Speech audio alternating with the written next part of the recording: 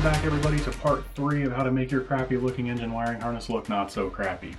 In the previous video we covered how to delete and how to label. In this video we're going to cover how to add and how to repair.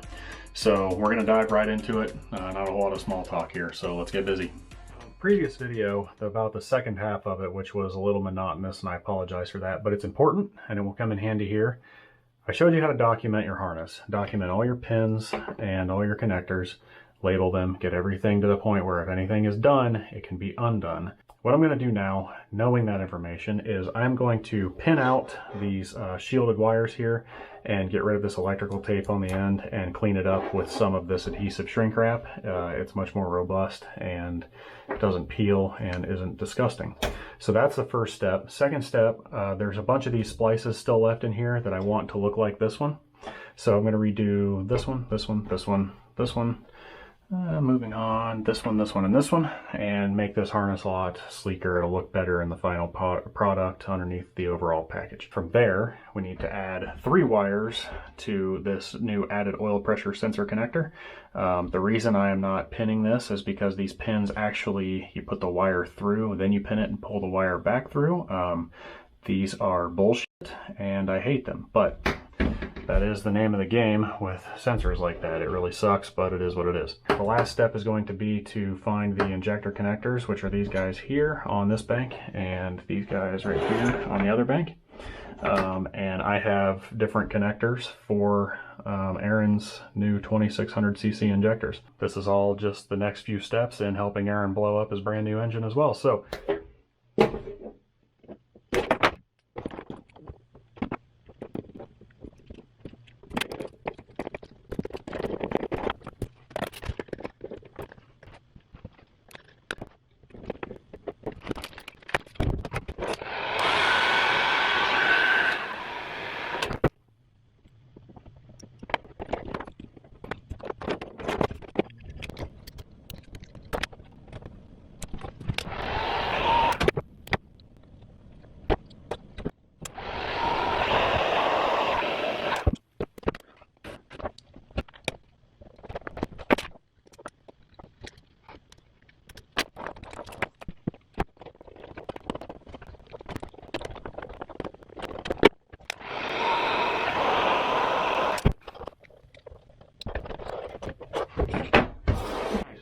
you saw what all this looked like before, and then these guys just had like some really poor tape on the end, but you can see now that they've got a nice little compact and weather tight adhesive line shrink wrap on them.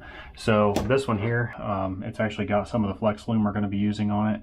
The reason I did that is because if I put this in here just to seal the wire, I would have to put another one of this over top of it to put the shrink wrap on, and that was just going to make it bulky and ugly. So basically what you do is you start the shrink wrap here, the end of the wire is right here, or the end of the shield anyway, and then right here is obviously where the shrink wraps, or the loom starts. So that's why I did that on this one and this one. And then the ones like this one here, obviously that's not the only set of wires going into the connector, so there will be a bigger piece of shrink wrap here going into the loom that will then be around both of these, and then there will be another one here. So keeping your harness like this where there's a lot of breakouts, instead of like grouping these here, which would of course make you add wire and it's just going to be a bigger headache. It's kind of a pain because in these areas you've got really short runs of loom, and you'll see when we're doing it how it'll become kind of a pain. So what you can do is actually use electrical tape in those areas, and if you do it right, which I'll show you how to do it, it's really ends up being a pretty nice finish. But the proper way to do it would be to get boots, but you'd have a boot for every single breakout, and they're like $20 a piece, so that makes this very non-budget friendly. So we're trying to do a budget build here, so we are going to be using electrical tape in that area, but I'll show you how to do it in a way that will make it, I guess the word would be classy. So we'll get to that eventually, but the next step here is going to be basically to do the splices to make this look like this. So we'll run through, I kind of showed you in the last video how to do it, and we're just going to run through and do them real fast and If you need to reference how to do this, jump back to the beginning of the video part 2 and it'll show you how to do it there.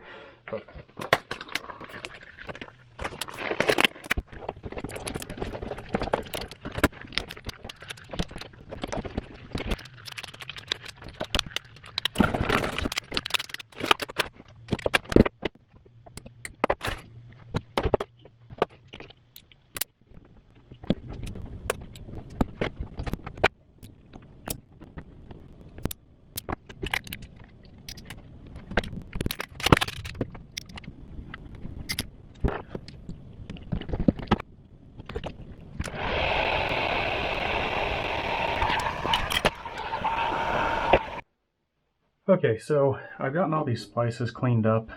As you can see, we'll get to this in a second, but these splices are much cleaner, and that will look much nicer underneath the loom that we're going to put on that's like this. So there's not really any large bumps in it. There will be some, but it'll look just nicer in the end. And then I went ahead and my camera was dead, so I'll just explain this part. This connector was down here, and it had this jumper in it, and this jumper was clearly made for this connector. That seems like a kind of a workaround from having to take this out. But what I found is these wires come all the way from this side of the harness. I'm not sure what this went to, but it was jumped. So I come to find that the black red wire that goes to this connector went all the way through the harness and comes to this engine ground here, which I'm assuming is the main engine ground. And then this went into this connector, and clearly jumping it in that connector to ground means that basically what I can do is just junction these two wires together right here and put them in this branch of the harness out here where it's accessible. That way if there's any issues we can get to it easily, but basically we'll just jump this to ground, and I'll just put a butt connector on it and basically make one of these splices just right here in this branch, and then if there's any issues we can get in there and fix it. So shouldn't be, there wasn't before. So the next step after I do that is going to be to make the extension harness for the oil pressure sensor. So that I will probably do and explain as I do it, because things like boost control, added sensors, fuel pressure, oil pressure, intake temp sensors, all that could be the same. So I'll show you how to add that to your factory harness as well. It'll make that a little easier for you. So anyway, next step, I'm going to hook this up, and then we'll get to that.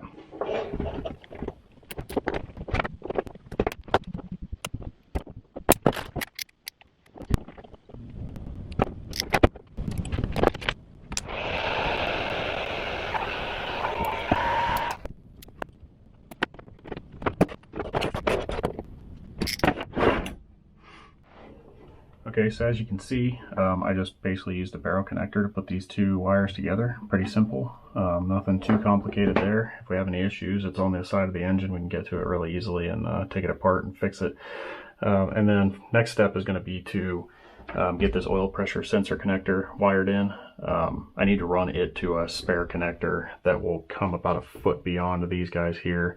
And then we'll have to put some loom on this because, again, like I said, these pins actually come out the front, so I really dislike these. But what we need to do is get a length of wire that goes from here to here, and then we'll just connect them, label them, throw some loom on it, and then zip tie it back in. For now it'll look like this. So pretty simple. We're getting close to done, even though it doesn't really look like it.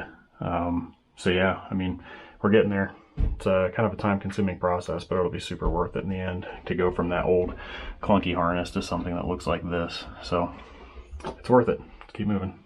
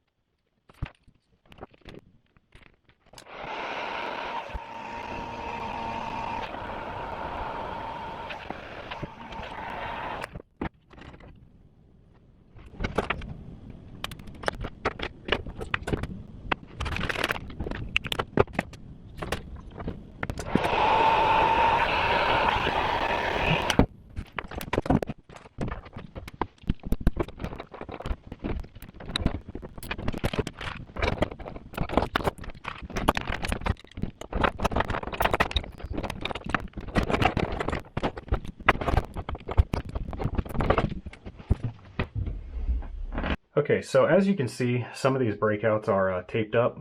This is taking the place of the zip ties because the zip ties have to go.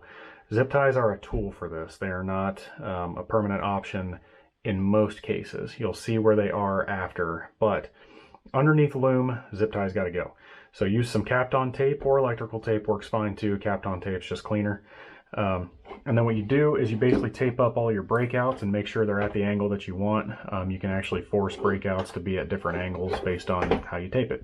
So that's super handy, and it can stay underneath the loom that we're going to put on without creating a bulge or having a zip tie poke through it and whatnot.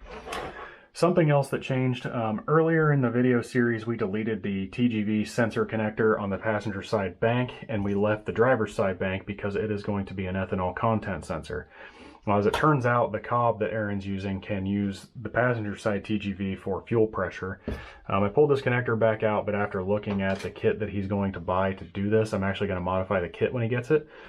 So what I did is I added back in the TGV sensor wire for the passenger side bank, and I got to run it into the proper pin here. It's just kind of halfway jammed in until I figure out which pin it goes to. And then I ran 3 leads. These leads are for sensor ground, sensor power, and sensor output.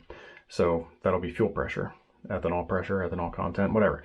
So what I did is I found the 2 wires that run from the sensor power and the sensor ground junctions that run over to the ethanol content, and I snipped them in half.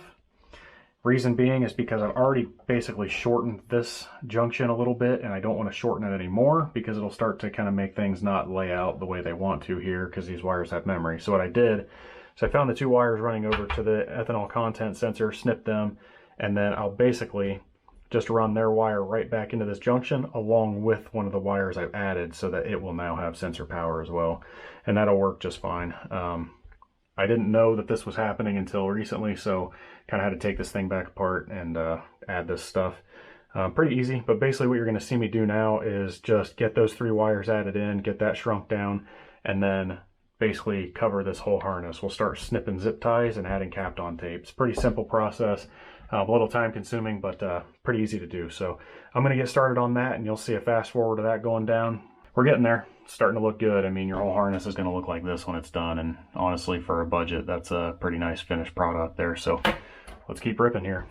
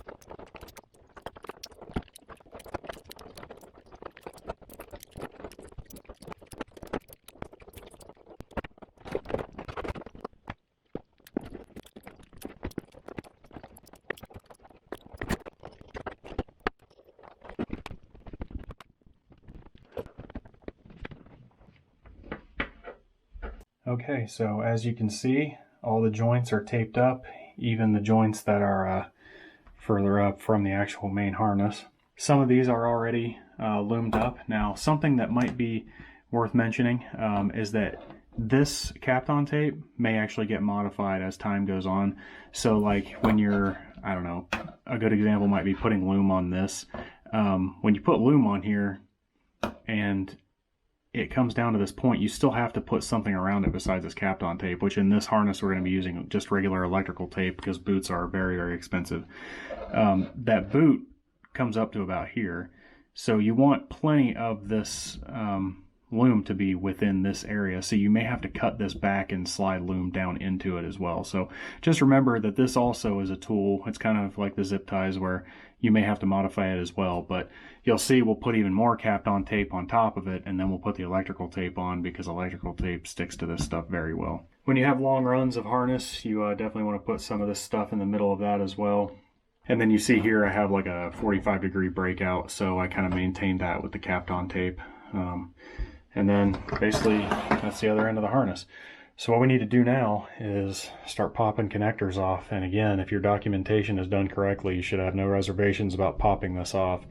Once we pop them off, we'll have to kind of break away from the fast forwards and do another explanation of how we basically group them together so we can slide this length of loom over top of it. It's a lot of work for very little return, but it's necessary to get this done properly. So yeah, next step is to basically take off all the connectors. You're taking a leap of faith on your documentation here, so if you need to double check it, do that now, and then you can get busy with pulling your connectors off and starting to loom. So let's go ahead and do it.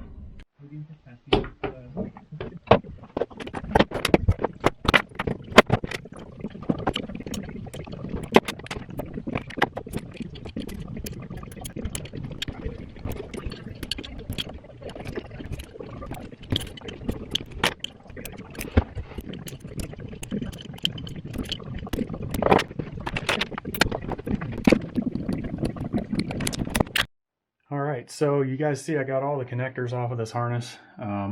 They are a little crispy and some seals are damaged, so I'm going to recommend a connector kit for him here soon. This connector looks like it got soaked with oil, and this one got damaged and actually broke in half, so those two definitely need replaced. Some of these others are really crispy and they're kind of coming apart, so we're going to try to make it through one season on this kit here. We'll find another kit and then I'll replace all these next year. As you saw before, the harness is all kind of taped up and the zip ties are gone-ish. There's some here, and I'll explain why these are here right now, because we moved down to this.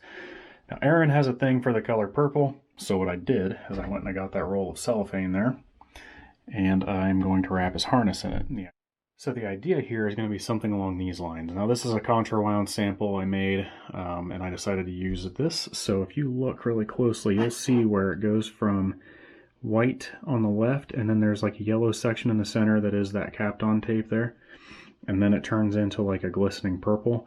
Now it's hard to see on the camera, but it's actually pretty vibrant in person. So the idea is to wrap this whole harness like this and then cover it in this flex loom. So that's what I'm going to do first. This is not a step that you have to do at all. As a matter of fact, this is probably not a good idea for like daily driven cars or cars that'll be seeing water and mud, off-road vehicles, because this will actually hold moisture. Aaron's car won't see rain, so I'm not too terribly worried about it.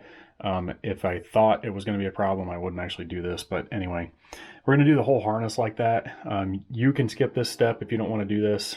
You can find this in any color on Amazon should you want to. But anyway, I'm going to get this all done across this whole harness. And then what I'm going to do is start doing the flex loom. So I'm going to do this off camera because it's, you know, again, not a necessary step. And then I'll come back and we'll do the flex loom. So anyway, let's finish this thing up here like this, and then we'll get to busy with the flex loom. All right, so as you can see, the purple cellophane is on this thing, and it actually looks really cool like this. I almost hate to put the flex loom on it, but you know, it's not protected enough like this, so we have to put the loom on it.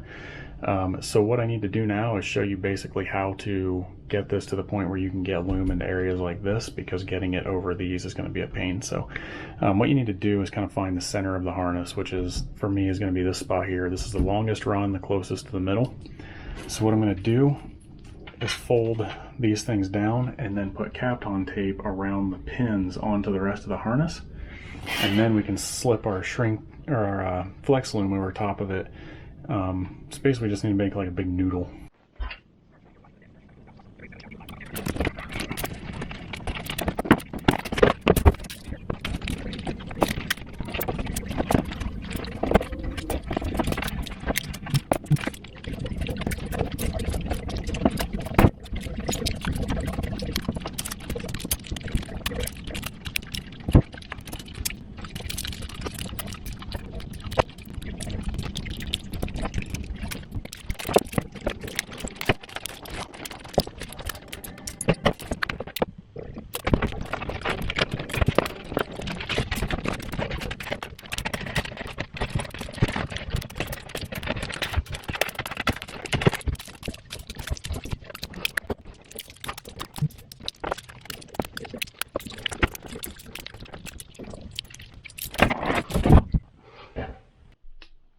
So as you can see, we have basically taped this harness down into a big noodle. And this is the only spot, aside from this little bit here, but this is the only spot that does not have anything folded over onto it. So that is where we're going to start. This is about a 1/2 inch, so we'll probably step up to 5/8 flex loom for this. And we'll just slip it on from basically whatever end it fits from. So this is probably the smaller end, so we'll probably work our way this way. And if that's the case, now that I have it laid out, that probably negates this breakout, the throttle position sensor being taped down. So we might just go ahead and snip its tape and fold it back up. But so anyway, we're going to start the lengthy time lapse here, where I basically just go ahead and loom this whole thing right in front of you, and then we'll stop to tape up the breakouts. So getting close to done.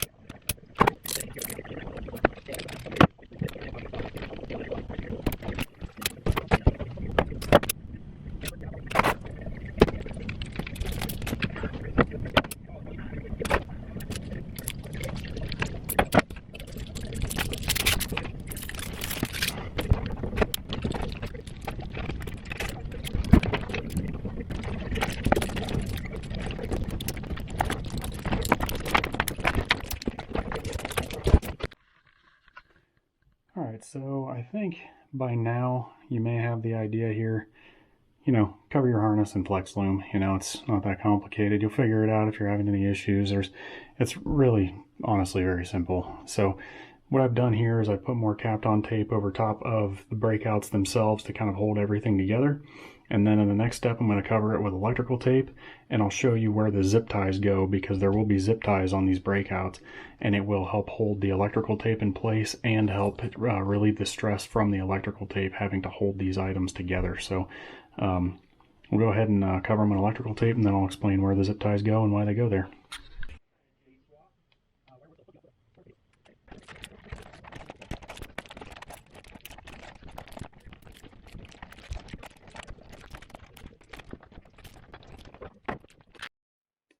Alright, so you can see the electrical tape is taped up this breakout. This was the 45-degree breakout that was on the other end of the table that I showed you earlier in the video. So what I did is I started the electrical tape here, wrapped it around here, wrapped it around here, here, here, here. So I did 2 loops, or 2 passes, I guess. And now what you need to do is take a zip tie, and wherever you end your electrical tape is where you put the zip tie. And it will help the electrical tape stay bound and it will not come undone. You need to put it right in the middle of it. See how there's, you know, a little bit here and a little bit down here. Put it right in the middle of the width of the electrical tape. Pull it super tight. And then cut it down clean with the zip tie lock.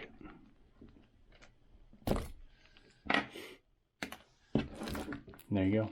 Really nice clean breakout, very budget friendly. That is $26 cheaper than the alternative option, and it honestly looks just fine. It's going to be hard to tell that you know, that's electrical tape just at a quick glance. So then what we're going to do is these breakouts, we will do the same thing on things like this, but we'll probably use a regular size zip tie here and then a smaller size here. So yeah, just tape up the breakouts and then we'll revisit. So we've got the breakouts taped up. I also have the center holder put back on, but I ran out of large zip ties, so I need to go get some new ones because there needs to be one on this tape. Yeah, like there's one there and there. I don't think one really needs to go here because that thing is not touching this at all. So anyway, the breakouts are taped up. So now what we're doing is I'm actually working on putting the Adhesive Flex Loom on the ends of these. The reason I do Adhesive Flex Loom here is because if you do electrical tape, that just means that you're going to have a zip tie like this on every single connector, which isn't a big deal. They're really small, but that's definitely more noticeable than it being on this breakout because, you know, the connectors are a contrasting color. Anyway, so I put Adhesive Flex Loom here. This is called CPA. It's that stuff right there. I'm using 1/4 and I believe 3/16 or half. This is it's actually pretty inexpensive stuff. You can get, it's a 3-to-1 shrink ratio, I believe. You can get 4-to-1. It's called Atom. It shrinks down and is a lot cleaner, but this is some super heavy duty stuff and a lot of OEs actually use it, so you know it's been tested and is robust. So anyway, got the breakouts done, working on putting the adhesive shrink on, and then we can put the connectors on, and that concludes this harness. So we are in the home stretch. We're right there. This thing's looking awesome. I can't wait to see it on the engine again. So I'm just going to go ahead and throw these on now. I'll show a couple of them, then I'll cut it short to keep the video from being too monotonous because it's getting long. And then we'll put the connectors on, and that will be the end of it until we get the car started. But he's a long way from starting the car, so for now we're just going to have to kind of end the video series with this harness being done. I know this thing will work. We didn't change anything major, so it should be just fine, but there may be little tweaks that need made when it's on the engine, and we'll cover those in a different video that's not part of this series. But anyway, it's looking great. This thing is super sweet, man. That purple's really shining through. I hope it looks this good on the engine when the sun hits it when the hood's open. So anyway, I'm getting ahead of myself. I'm going to put some more CPA on these ends here to kind of finalize this flex loom, and then we'll put the connectors on.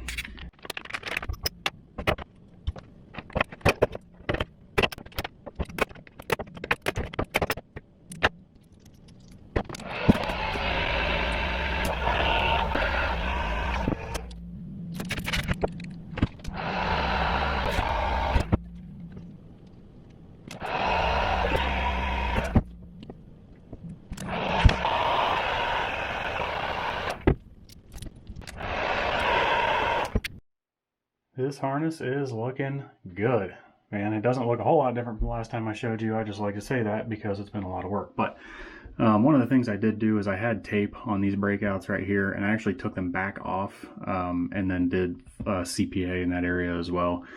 So basically the only area that doesn't have one of the expensive boots is like a breakout, like a joint where it's got a 90-degree, you know, it's 90 degrees as opposed to just two, like a 1 into 2. So I think that looks a lot better. It's pretty clean. It keeps the joints, the breakouts that are taped up kind of on the main harness, and then out where things start branching out to other parts of the engine where people might see it. It's a little bit cleaner with some CPA. So the only thing left to do now is to take that big pile of connectors right there, put them on the harness. So this is where your documentation comes into play. You have got to make sure your documentation is right. I think I've said that like 10 times now, but we're going to break out the iPad again. We're going to bring up the Excel document with all of the pinouts that I made based on the connector number, which is on the connector itself. And we're going to put all these wires back. And after that, we're done. So let's put the connectors back and get this thing back to Aaron.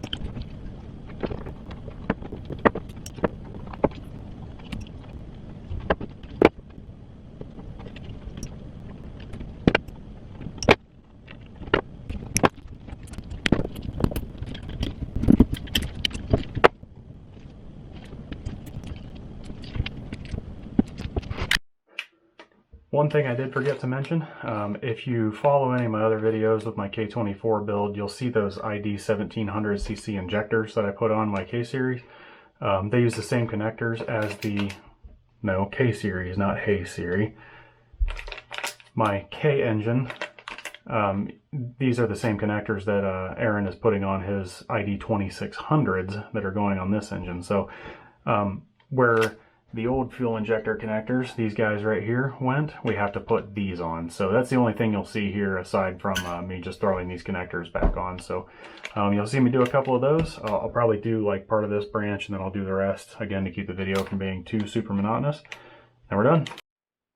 And just like that, this harness is done and it looks great. I mean, there's definitely things on it that could have been, you know, better, like this tape and stuff. But like I said, those breakouts are like 25 bucks a piece. It's a little ridiculous for a budget build like this. If we build him a mil-spec harness, we'll definitely use those. But other than that, man, it looks amazing. I mean, all the ends are super robust. Everything's looking great. We got the connectors for his ID 2600s on here. We got the Deutsche DTM connectors for the, this will be for fuel pressure. And then it's just kind of wired into the old TGV stuff for the cob. This here is the oil pressure sensor, and it's just an added harness that just goes straight from there, straight through the harness to here. So it's kind of a harness in a harness. But yeah, man, it looks great. It's done. That's it. And now what we got to do is go fit it onto the engine and just see how it fits. I mean, some of these things like this right here might be a little tight. This goes to an injector, so I might have to figure some stuff like that out. But that engine's not ready to accept this harness yet, so that'll probably be another video later on, kind of, you know, cleaning up what might need to be changed. But nothing changed much from the factory, you know, the factory setup. I mean, this might have gotten a little shorter just because the tape comes up higher, so I'm gonna have to bring this down. Whatever. Yeah, that's it. So with that, that concludes part 3 of the engine harness wiring. And with that, that concludes part 3 of the engine wiring harness refresh and I guess upgrade, you could call it. It looks awesome. We didn't really upgrade a whole lot aside from adding the bigger injectors, but thank you for tuning in, guys. I appreciate it. I know this was a little bit long-winded, but if you're gonna actually tackle this, hopefully all the information's there. If you didn't get some information, let me know and I'll try to make another video on it or answer questions. Good luck if you're tackling this. I appreciate you tuning in. Thank you, and we'll see you on the next harness.